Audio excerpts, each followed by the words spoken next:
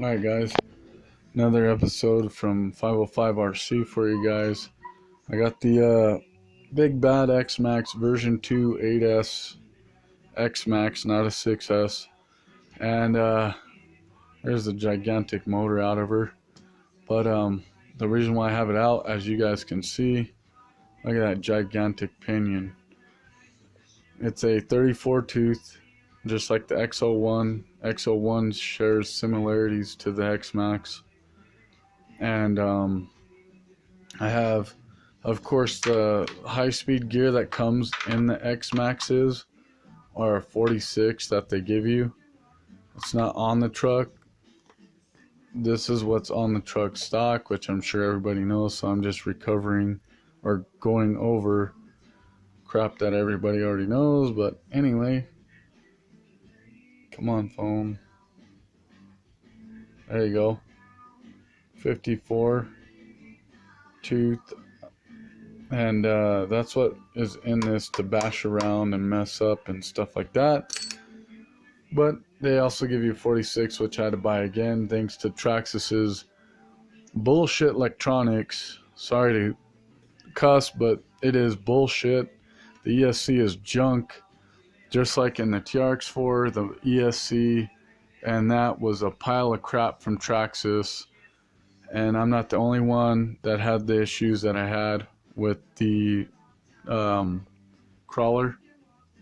Probably the first one with the problem with this piece of crap ESC and the Xmaxx 8S version. Every time I barely get the damn thing wet, and I mean literally playing just in a small puddle, and you guys can see on my video, my second video of running it in water, it's not that deep. It doesn't even reach the bottom of the chassis of the truck. Every time I get water on that bastard, it freaking messes up. And last time it messed up after that hydroplaning, little spot of hydroplaning, not even a duck pond like I did the first one. The stupid ESC decided to catch fire, and I got one battery unplugged, but the second one I couldn't get to it because it was flaming literally like this damn high towards the plug, and I didn't want to burn my hand, so it took that battery out. So I only had one 4S LiPo that's good, which pissed me off. And so now I gotta buy batteries all over again and an ESC. And yes, I know I can just go with the hobby Max 6 or whatever it's called for it, like everybody else, but I'm not everybody else.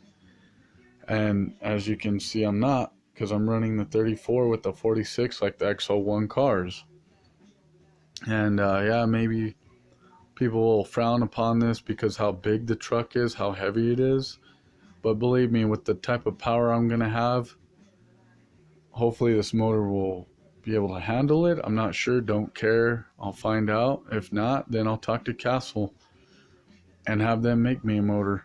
But anyway, it's going to be ridiculous power, and it's going to be 40, what is it, like 45 plus volts that's going to be running through this thing.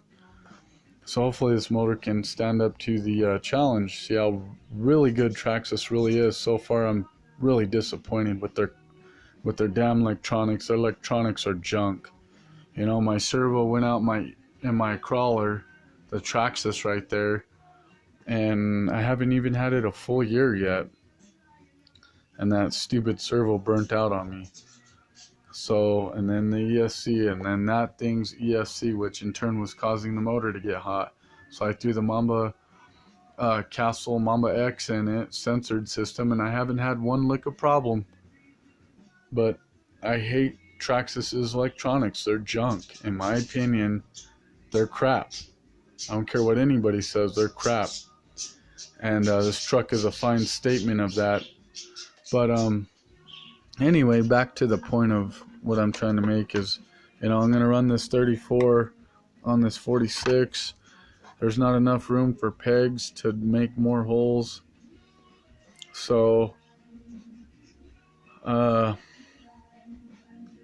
don't know, man. I'm gonna figure it out. I'm gonna use those little spacers, like I said, shim it, and I have to get a lot longer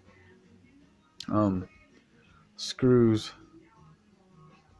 for it. I need them probably about that much longer on the safe side, about that much longer from the top. That way it'll reach the bottom of the motor plate to bolt the motor down. And with 4 screws, being it done like that, I don't see a problem why it's going to move or adjust gear mesh on its own. Not unless I like really air this thing out where it cracks the chassis or something, you know what I mean? Then I could see it jump in over and stuff like that, but I highly doubt it with 4 screws being in place to hold the motor with me doing it that way. So if anybody's done it, please let me know how you did it. If you did it without doing it the way I'm thinking of doing it, if you like drilled extra holes somehow on this, or maybe they make a custom plate or motor mount by now, maybe for it to run bigger pinion.